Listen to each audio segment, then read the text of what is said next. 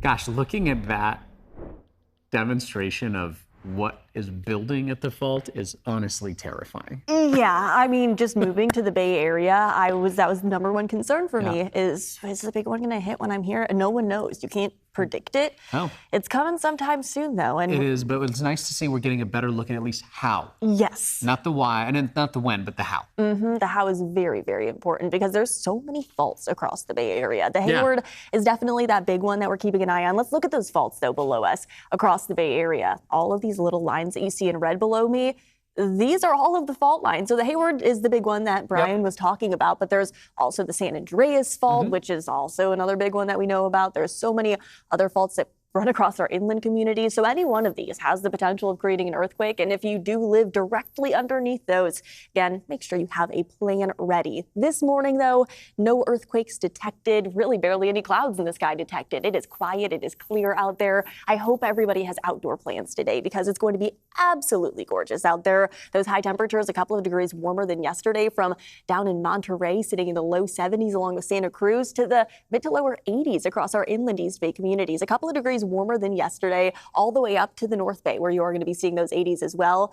And our coastal communities, I know it says 69 in Half Moon Bay, but I would not be surprised if for the Pumpkin Festival this afternoon, it gets to the low 70s. It's going to be beautiful. I really hope you can enjoy yourself today again, because by tomorrow, you'll notice those colors getting more yellowy. That signifies the 60s, the cooler conditions that are going to arrive tomorrow.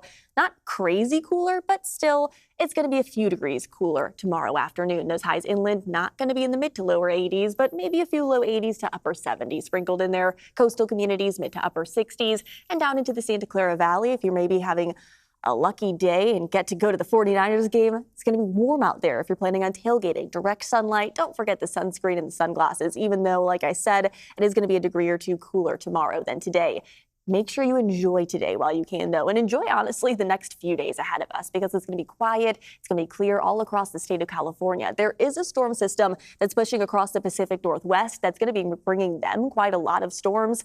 But for us, it's going to dry out before it heads our way. So again, it's quiet. It is clear. Temperatures staying at or right around average through the midweek. You'll notice a little bit of tropical moisture and cloud coverage heading our way. That will likely be arriving Wednesday and into Thursday. It's not bringing us any sort of rainfall, but it's going to keep our temperatures a few degrees cooler. By the time that we step out Friday, that's when the first day of a widespread rain will be moving across the Pacific Northwest, heading down across Northern California, and then moving directly over the Bay Area. There's going to be widespread rainfall Friday, Saturday, and into Sunday, mainly over Northern California and the Pacific Northwest. But this is just one of our many different models that we're looking at, where we are likely going to be seeing a lot more active weather next week. Again, 1 week from today, it's going to look a lot different. So I hope you all can enjoy yourselves. This is our Climate Prediction Center outlook over the next 6 to 10 days, likely going to be seeing above average precipitation, all because of that atmospheric river that right now looks like there will be a bullseye over Northern California. But again, we'll likely get in, especially across our North Bay communities,